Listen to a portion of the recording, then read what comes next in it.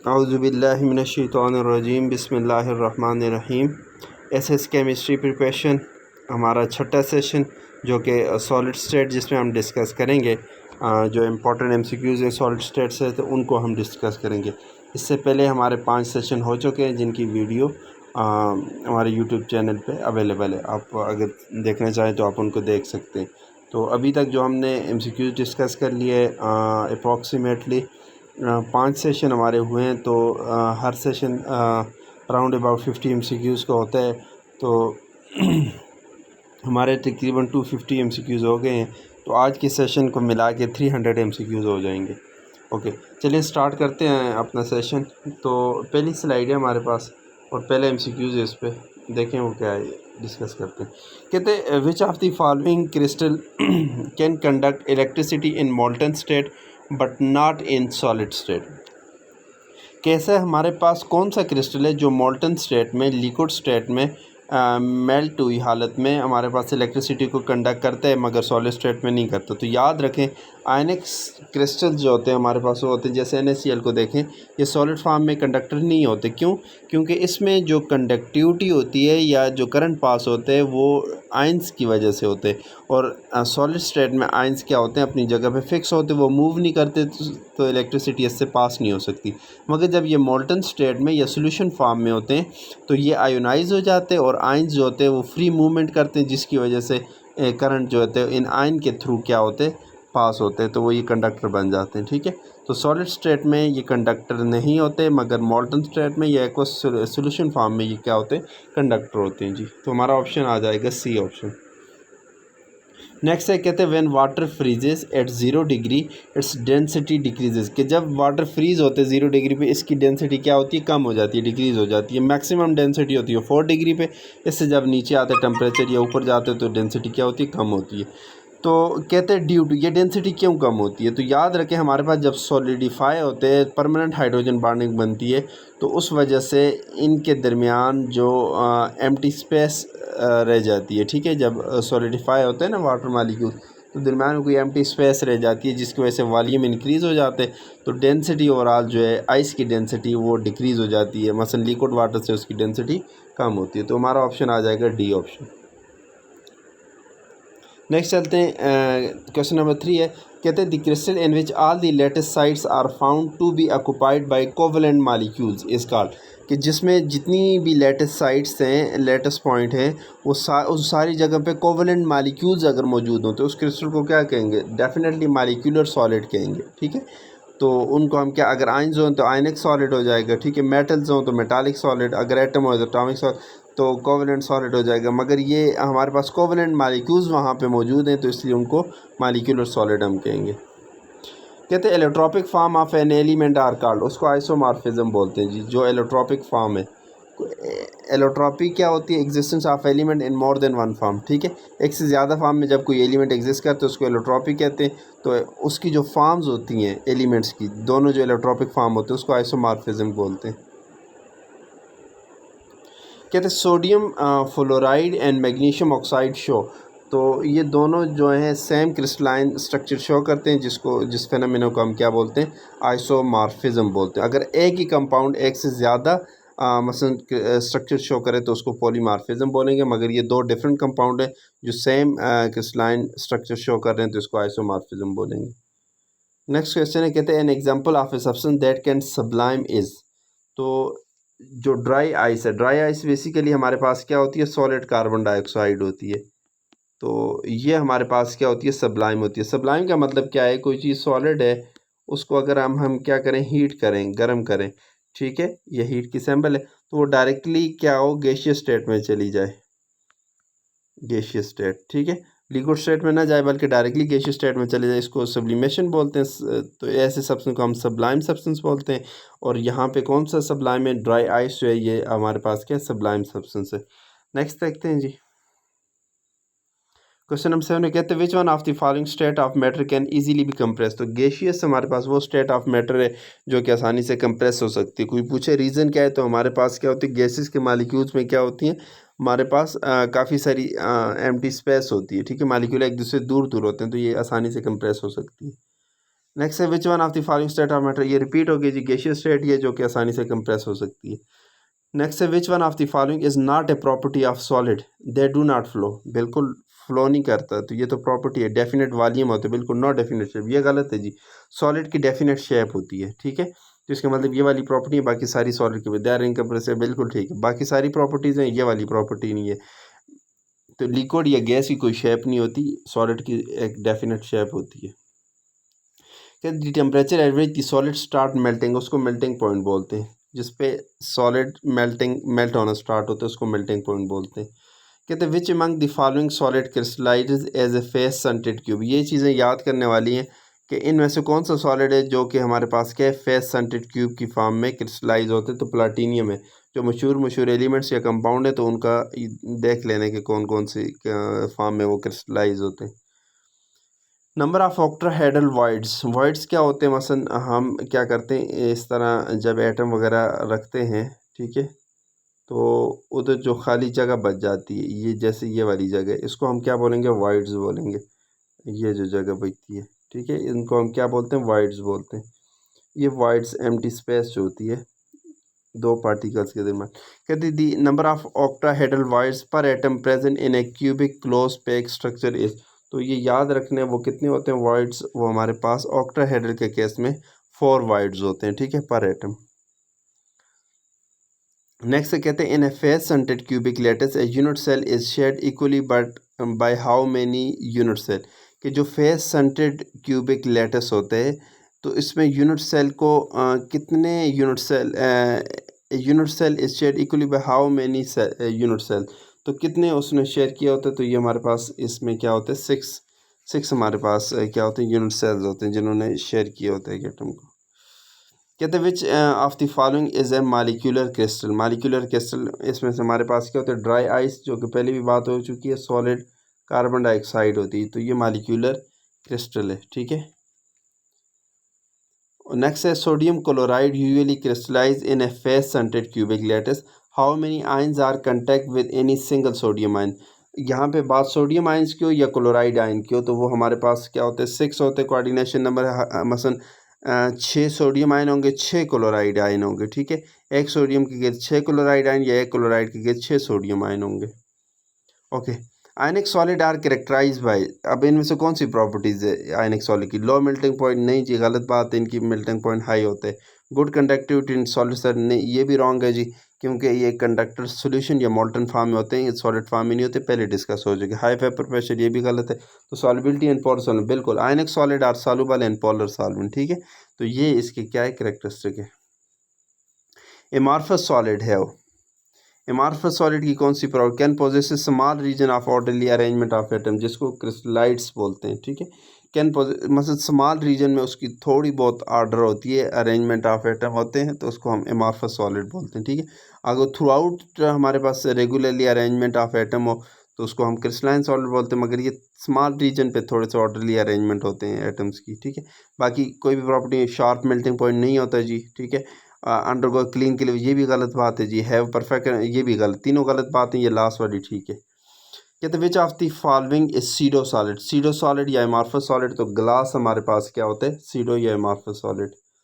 Next है diamond is bad conductor of electricity, because diamond जो है ये बैड कंडक्टर है इलेक्ट्रिसिटी की, क्या वजह जी, कोई फ्री इलेक्ट्रॉन नहीं होते in the crystal. Among non metals only graphite जो है वो कंडक्टर होते हैं, क्योंकि उसमें एक फ्री इलेक्ट्रॉन होते हैं, बाकी सारी नॉन मेटल नॉन कंडक्टर होती हैं, ठीक है, और इसमें कोई फ्री इलेक्ट्रॉन नहीं होते, इसलिए ये भी नॉन कंडक्टर होते हैं।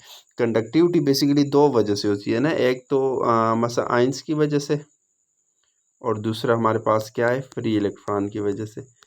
ये फ्री इलेक्ट्रॉन मेटल्स में होते हैं, ठीक है, इस वजह से वो कंडक्ट होती है। आयंस जो होते हैं सोल्यूशन या मोल्टन स्टेट में, जब आयनिक कंपाउंड्स हों तो वो फिर कंडक्ट करते हैं, जिनको हम इलेक्ट्रोलाइट्स का नाम देते हैं। नंबर 20 है glass is a type of, glass हमारे पास क्या है, एमॉर्फस सॉलिड की टाइप है जी।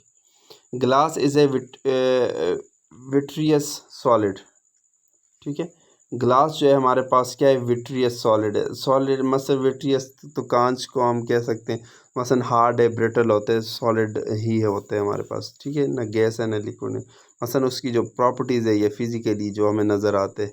वैसे तो हमारे पास क्या है, सुपर कूल्ड लिक्विड होता है ना, मगर यहाँ पे विट्रियस सॉलिड होता है, मतलब ब्रिटल होता है, ये वो थोड़ा हार्ड होता है। Crystal show variation in physical properties depending upon the direction, के डायरेक्शन में जब डायरेक्शन हम चेंज करते हैं तो कुछ प्रॉपर्टीज़ की मैग्नीट्यूड जो है वो चेंज हो जाती है। इस तरह की प्रॉपर्टीज़ को हम क्या बोलते हैं? एनआइसोट्रॉपी बोलते हैं जी। एनआइसोट्रॉपिक प्रॉपर्टीज़ वो होती हैं जब जो हमारे पास क्या होती हैं, अलॉन्ग दी डायरेक्शन उनकी मैग्नीट्यूड जो है वो डिफरेंट हो जाती है। मसलन ग्रेफाइट है, पैरेलल द लेयर्स वो कंडक्ट करते हैं, मगर अगर परपेंडिकुलर हम देखेंगे तो वो कंडक्शन नहीं करेगा। अच्छा, the temperature at which two physical form of a substance को एग्जिस्ट इज कॉल्ड, उसको ट्रांजिशन टेम्परेचर बोलते हैं। कि वो टेम्परेचर जब जिसमें हम क्या करते हैं, दो physical form of a substance exist करती हैं, उसको हम ट्रांजिशन टेम्परेचर बोलते हैं। ट्रांजिशन टेम्परेचर ऑफ सल्फर, याद रखने वाली बात है, 95.5 डिग्री होते हैं कि वो टर्म जिसमें एक इलेक्ट्रॉपिक फॉर्म दूसरी इलेक्ट्रॉपिक फॉर्म में चेंज हो जाती है। In triclinic unit cell, triclinic unit cell में क्या होते हैं, ना कोई लेंथ आपस में बराबर होती है ना ही एंगल। मसलन A is not equal to B which is not equal to C, ये तीनों भी आपस में बराबर नहीं होती। और इसी तरह अल्फ़ा जो एंगल है ये बीटा के बराबर नहीं होता, और बीटा जो है ये आपके पास गैमा के बराबर नहीं होता है। ये बिल्कुल एक मसलन सबसे इरेगुलर फॉर्म होती है। The substance present in trigonal and orthorhombic form is, तो कैल्शियम कार्बोनेट है जो ट्राइगोनल फॉर्म भी होता है, आर्थोरोम्बिक फॉर्म में, मतलब पॉलीमॉर्फिज्म, एक से ज़्यादा फॉर्म में एग्जिस्ट करते हैं। Crystal lattice of substance can be categorize into 7 types, इसकी बनती है क्रिस्टल लेटिस की। Crystal energy of sodium chloride बिल्कुल फैक्ट है, याद करने वाले 787 किलो जूल पर मोल होती है जी क्रिस्टल एनर्जी ऑफ NaCl। इसको तोड़ने के लिए जो एनर्जी हमें चाहिए होगी। Number of chloride ion per unit cell of a simple cubic lattice are, वो कितने होते हैं? 4 होते हैं। एक सिंपल जो क्यूबिक लैटिस होते हैं उसमें number of chloride ion per unit cell वो 4 होंगे। SiO2 is an example of silicon dioxide, तो ये हमारे पास क्या एग्जांपल है किसकी? कोवेलेंट क्रिस्टल की जी। Which of the following is not a molecular solid, iodine भी मॉलिक्यूलर है, शुगर भी, आइस भी, तो हमारे पास जो ग्रेफाइट है ये मॉलिक्यूलर नहीं है बल्कि ये क्या है? कोवेलेंट है। The energy gap between two bands determine the properties of metallic solid, ionic solid, covalent solid, molecular solid, metallic solid या मेटालिक क्रिस्टल। ये कौन सी प्रॉपर्टी वो करती है? तो ये हमारे पास क्या है, बताती है कि जो हमारे पासे मेटालिक सॉलिड है वो हमारे पास क्या है? Good conductor of electricity. Basically वो हमारे पास वो भी ऑप्शन है, ये भी ऑप्शन है, ये 33 नंबर नहीं है, ठीक है। ये बताती है कि हमारी एनर्जी गैप बताती है मेटालिक क्रिस्टल का कि इनके एनर्जी गैप बहुत कम होते हैं, और जब कम होते हैं तो हमारे पास ये क्या होता है? Good conductor of electricity. मसलन इस तरह होता है ना एनर्जी बैंड या एनर्जी गैप, अगर इस तरह गैप है, ठीक है, एक दूसरे से दूर दूर हैं, तो ये हमारे पास क्या होता है? इंसुलेटर की एग्जांपल है। जब हमारे पास एनर्जी गैप थोड़ा सा कम होता है तो ये हमारे पास क्या होती है? ये इंसुलेटर की वो एग्जांपल आती है। और जब एनर्जी बैंड जो है बहुत ही कम हो जाए, ठीक है, फॉरबिडन बैंड जो है, ठीक है, ये बहुत कम हो जाए, कंडक्शन बैंड ज़्यादा हो जाते हैं, तो ये हमारे पास कंडक्टर की एग्जांपल होती है जी। कहते what is the coordination number of atoms in a cubic close pack structure, तो coordination number cubic close pack CCP में जो कोऑर्डिनेशन नंबर होते हैं वो क्या होता है? 12 होते हैं। What is the coordination number of atoms in a body centred cubic lattice, in a body centred cubic structure, तो इसमें बॉडी सेंटर में जो कोऑर्डिनेशन नंबर होते हैं जी वो हमारे पास क्या होते हैं? BCC को याद रखें, BCC। इसमें कोऑर्डिनेशन नंबर हमारे पास क्या होते हैं? 8 होते हैं। और पिछला हमने कौन सा किया? क्यूबिक क्लोज पे CCP में अगर हम देखें तो कोऑर्डिनेशन नंबर 12 होते हैं जी। नेक्स्ट है type of hybridization diamond, diamond में कौन सी हाइब्रिडाइजेशन होती है? sp3 होती है। Ice float on the liquid water because, ice क्यों फ्लोट करती है? मतलब आइस है ये लिक्विड पे क्या करती है? तैरना शुरू हो जाती है। वजह क्या होती है?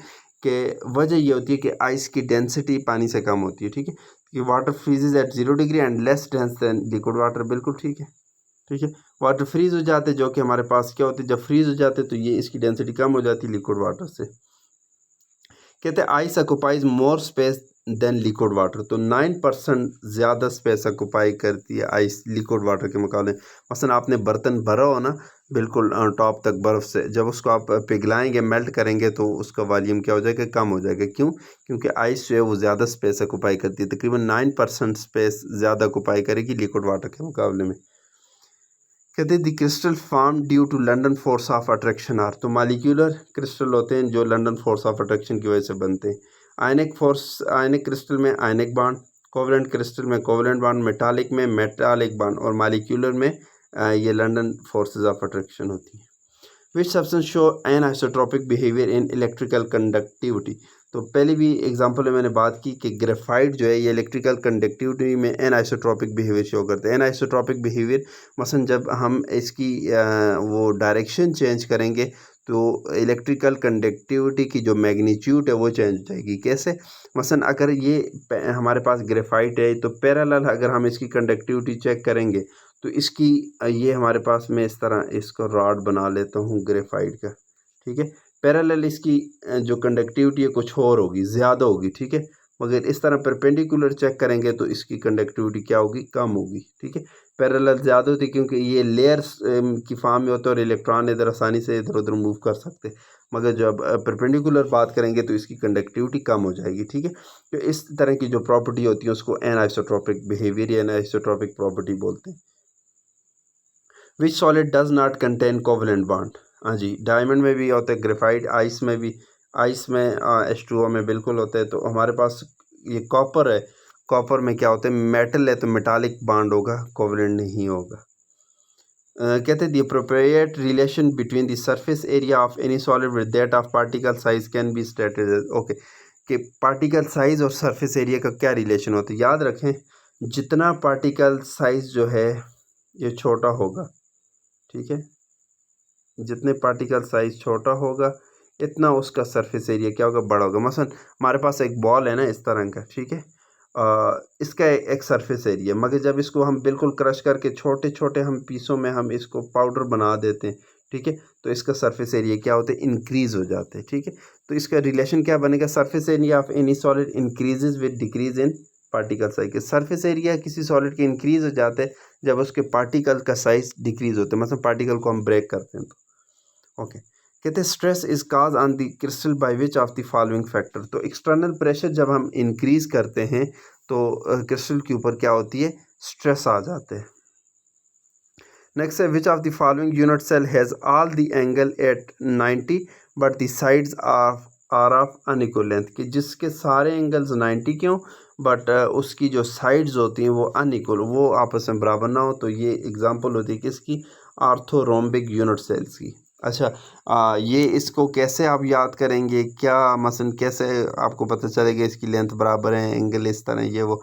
तो इसके लिए ना मैं एक सेशन स्टार्ट कर रहा हूँ केमिस्ट्री ट्रिक के नाम से। तो मैं उसकी एक प्लेलिस्ट बनाऊँगा, उसमें आप लोग ये सारी चीज़ें कवर हो जाएंगी। मसलन जो भी हमारे पास केमिस्ट्री में ना बहुत सारे MCQs ऐसे होते हैं जो ट्रिक्स की मदद से हम सॉल्व करते हैं, वैसे हमें नहीं होता उसको मेमोराइज़ करने, निमोनिक्स वगैरह मुख्तलिफ़ चीज़ों के। तो मैं इंशाल्लाह सोच रहा हूँ कि उसकी मैं एक प्लेलिस्ट बनाऊँगा, तो उसमें ये सारी चीज़ें कवर हो जाएंगी। ओके, कहते हैं what is appropriate relation between the reaction of gases and solid. ठीक है, तो गैसेज और सॉलिड के रिएक्शन को कवर करें तो gases react faster than the solid, क्योंकि गैसेज के पार्टिकल्स की एनर्जी ज़्यादा होती है सॉलिड्स के मुकाबले में। तो गैसेज ज़्यादा तेज़ी से रिएक्ट करती हैं सॉलिड के मुकाबले में। उसके बाद है 40 सब्लिमेशन इन्वॉल्व। सब्लिमेशन में हमेशा जो है ये एंडोथर्मिक प्रोसेस है, तो एब्जॉर्प्शन ऑफ हीट को एब्जॉर्ब करेगा जी। The strength and high melting point of ceramic is due to, ceramic का मेल्टिंग पॉइंट और हाई होता है और स्ट्रेंथ ज़्यादा होती है, किस वजह से कि गैंट मालिकुलर स्ट्रक्चर होती है। मसलन बहुत बड़ा एक नेटवर्क होता है मालिक्यूल्स का, वो उसने आपस में बॉन्डिंग वगैरह की होती है, मालिकुलर स्ट्रक्चर बहुत बड़ा होता है, जिस वजह से ये क्या होती है, इसकी स्ट्रेंथ और मेल्टिंग पॉइंट ज़्यादा होते हैं। कहते हैं diamond and graphite of allotrope of carbon having. Allotrope क्या होता है, existence of an element in more than one form. ठीक है, तो ऑफ कार्बन हैविंग क्रिस्टलाइन, इनकी क्रिस्टलाइन शेप होती है, कैसी शेप होती है, तो डायमंड की क्यूबिक होती है और ग्रेफाइट की क्या होती है, हेक्सागोनल होती है। ठीक है, क्यूबिक होती है और इसकी हेक्सागोनल होती है, दोनों की स्ट्रक्चर। कहते हैं AgNO3 silver nitride exist in दो फॉर्म में एग्जिस्ट करते हैं, एक ट्राइगोनल में और दूसरा आर्थोरोम्बिक फॉर्म में एग्जिस्ट करते हैं जी। और लास्ट हमारे पास है diffuse melting point is present in amorphous solid में होता है डिफ्यूज मेल्टिंग पॉइंट। ठीक है, तो this is all about session of solid state. तो इसको मिला के इन 50 MCQs को मिला के हमारे पास तकरीबन 300 MCQs कंप्लीट हो गए हैं। तो जैसे पहले बात की थी, इंशाल्लाह मोर देन 1200 टू 1500 इस रेंज में हम जाएंगे, कितने MCQs हम सॉल्व करेंगे। तो विश यू गुड लक, आप तैयारी जारी रखें। इंशाल्लाह कल मैं जो इससे नेक्स्ट चैप्टर का सेशन, नेक्स्ट चैप्टर का टेस्ट आपको भेजूंगा और फिर परसों उस पर उसके जो सोल्यूशन होगा वो भेज दूंगा। तो इस जो आपने अगर पिछली वीडियोस नहीं देखी तो इसी की डिस्क्रिप्शन में मैं पिछली वीडियोस के लिंक्स भी डाल दूंगा। ठीक है, तो आप वो भी देख सकते हैं। तो अपनी तैयारी जारी रखें, इंशाल्लाह होप सो के आपकी सिलेक्शन होगी, क्योंकि अल्लाह पाक किसी की भी मेहनत ज़ाया नहीं करता। तो विश यू गुड लक।